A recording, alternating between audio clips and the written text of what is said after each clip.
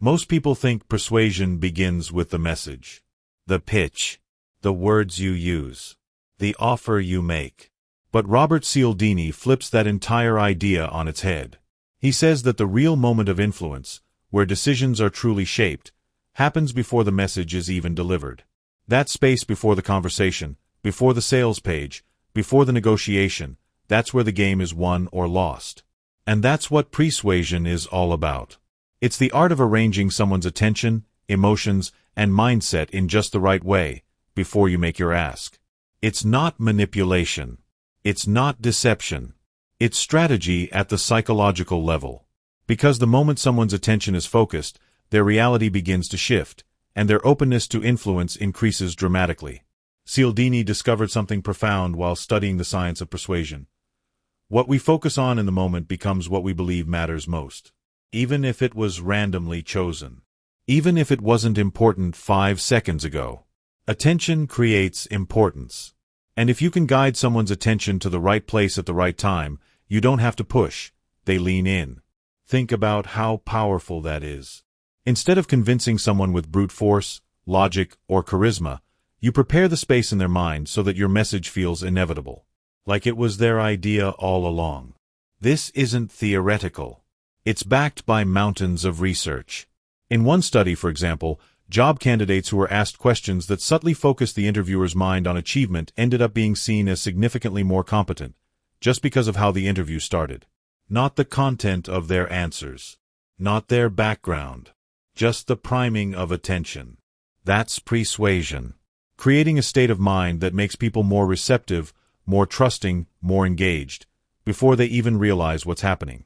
And if you stay with this video until the end, you'll see exactly how Cialdini breaks this down. Not just with concepts, but with stories, experiments, and real-world applications that you can use in business, relationships, leadership, marketing, everywhere. We'll explore how one well-placed word can change a buyer's behavior. How rearranging the sequence of your questions can double your success rate. How setting the stage with the right cues makes your message almost impossible to ignore.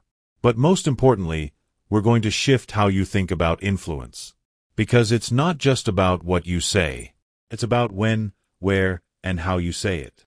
It's about controlling the narrative before it begins.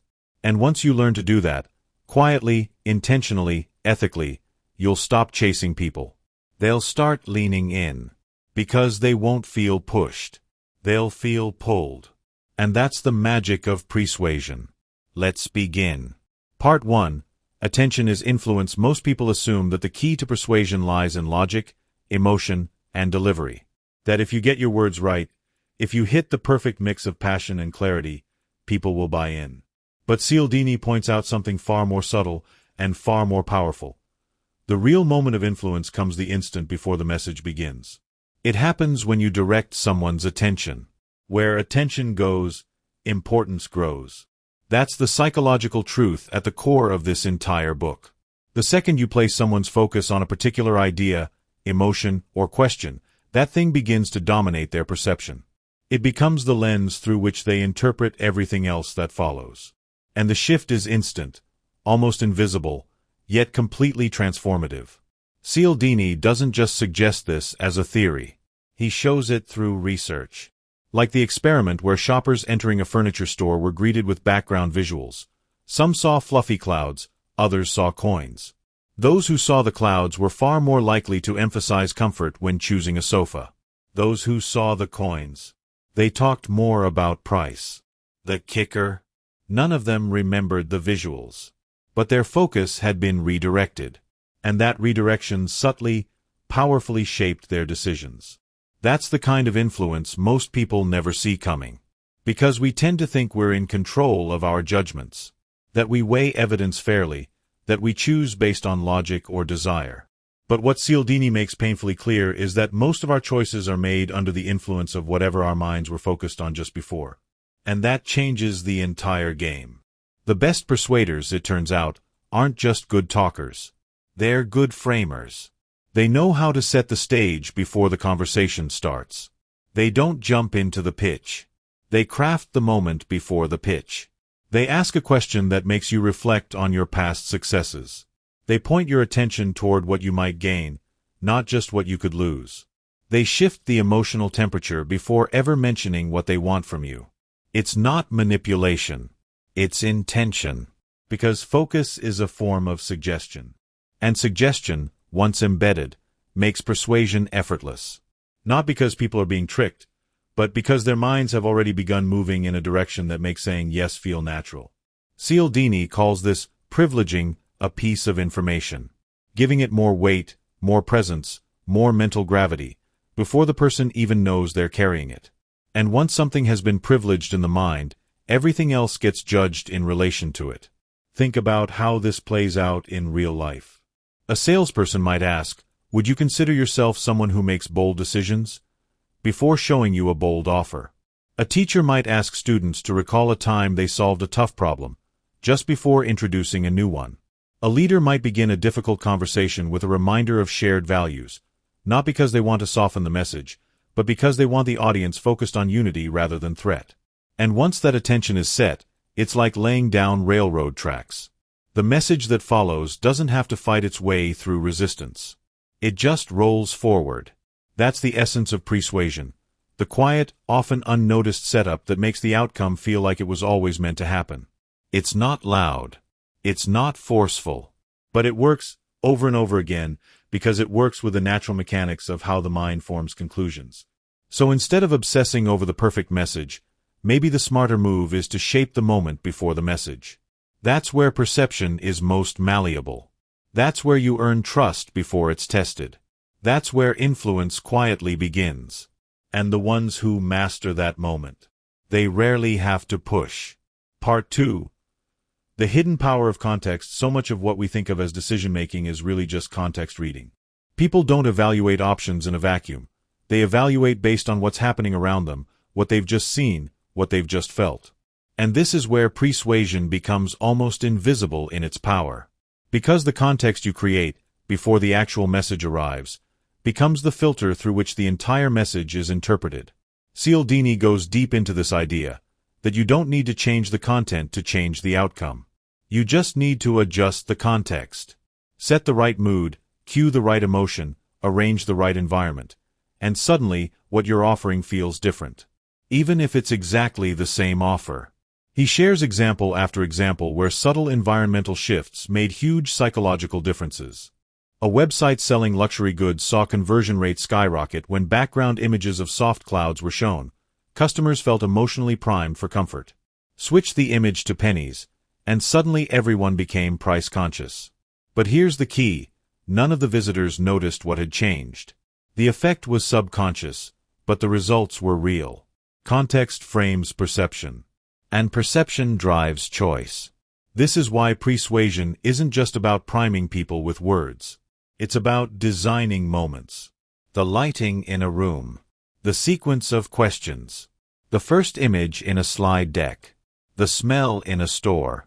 The music playing in the background. These aren't side details. They're influence levers. And when used intentionally, they prepare someone's mind to receive what you're about to say with far less friction. The challenge, of course, is that context is usually invisible. We live inside it, but we rarely notice it. That's why so many people focus entirely on what they're going to say, without asking what their audience is already feeling, fearing, or focusing on before the first word is spoken. Cialdini makes it clear, if you can control the context, you shape the conversation before it starts. Think about the way a good magician works. It's not just the trick, it's the setup. The moment when your attention is drawn just slightly to the left, so you don't notice what's happening on the right. In persuasion, that misdirection isn't deception, it's preparation.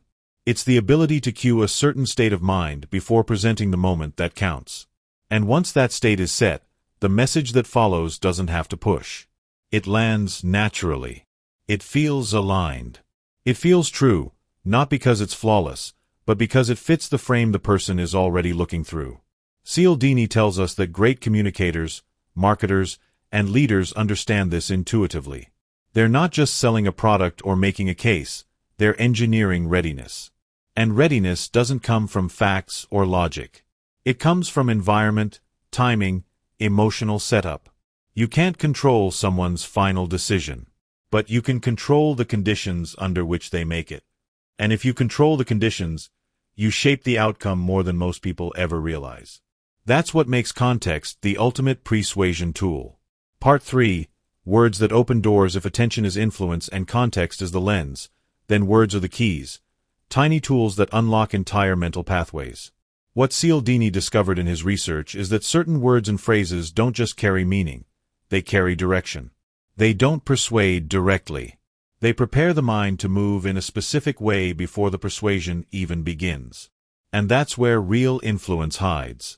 He shares examples that seem almost too simple to matter, until you see the results. Like the word, because.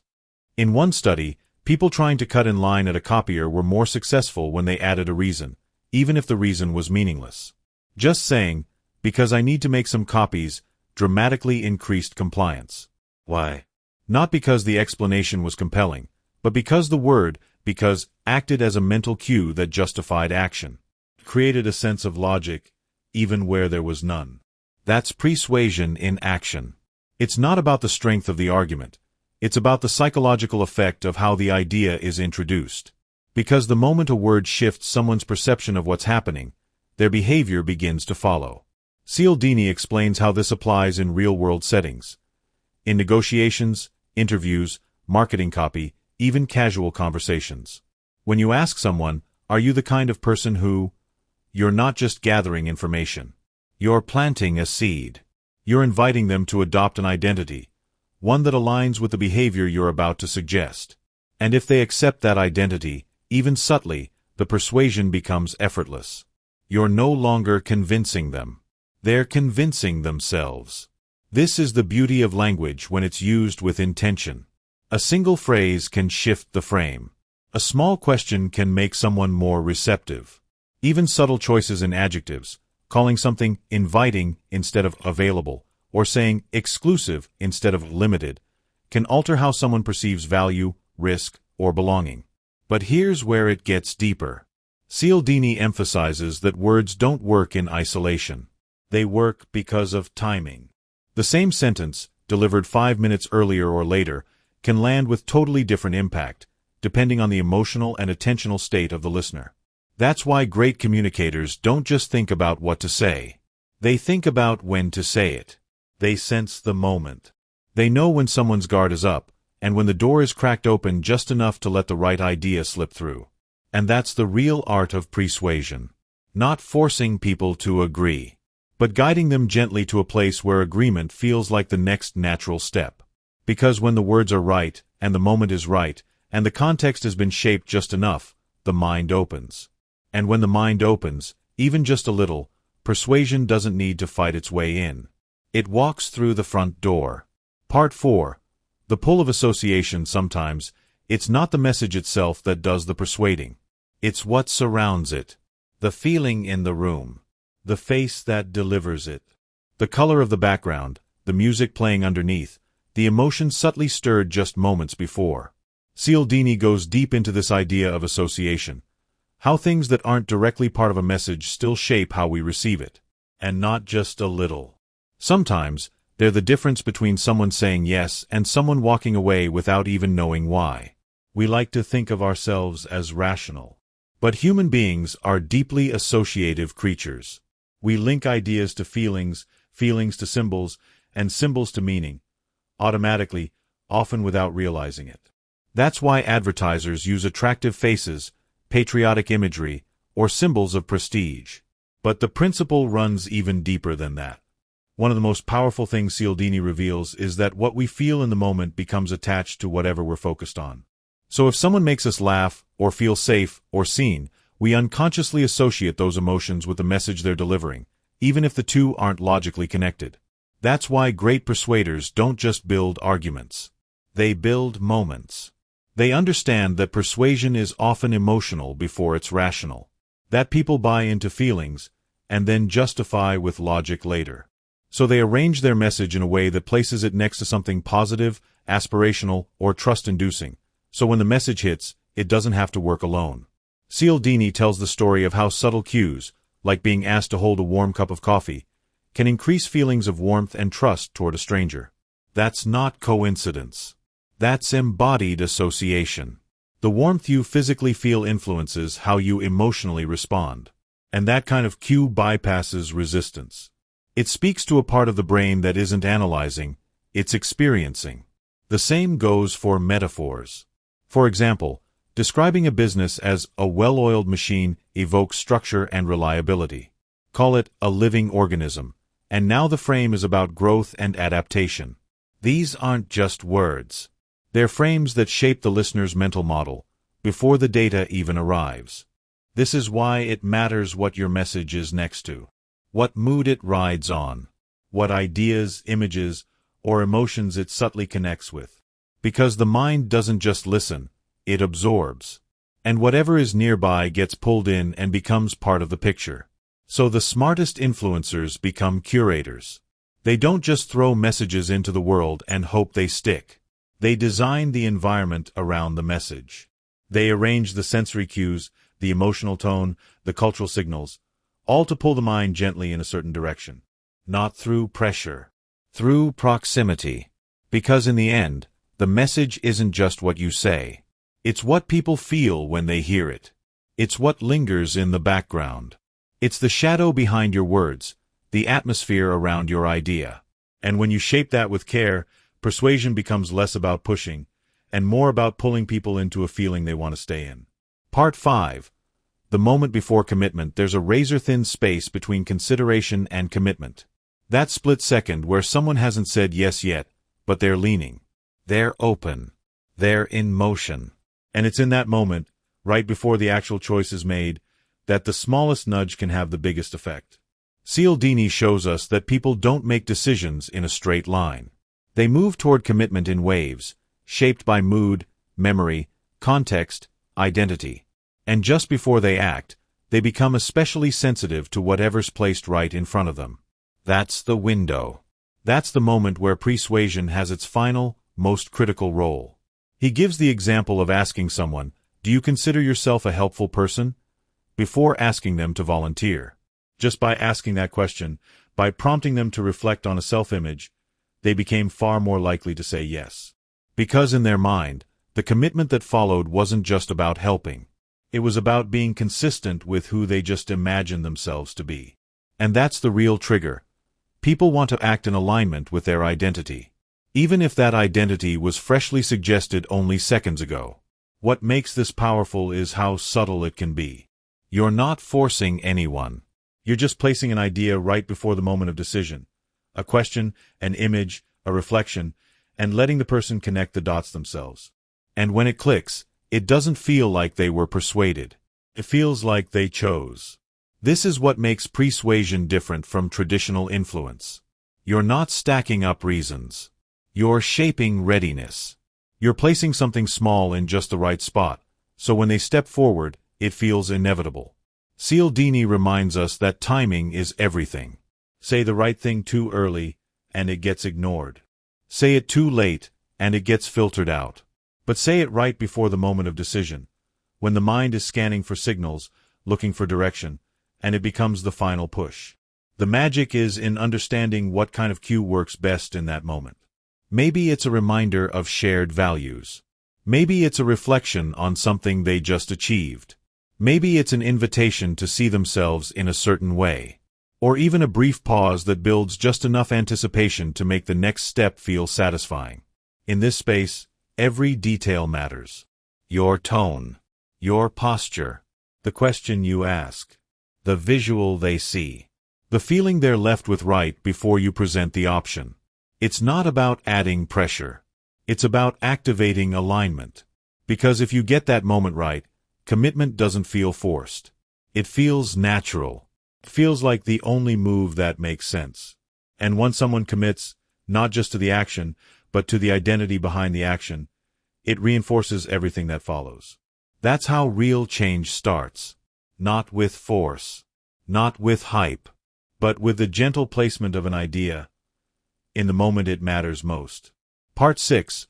Trust before truth. Long before someone believes what you're saying, they make a quieter, faster decision, one they often don't even notice. They decide whether or not they trust you. It happens in seconds, sometimes less. before the logic kicks in, before the message lands, before the data, the story, the pitch, there's this instinctive scan. Do I believe this person is credible? Do I believe they're safe?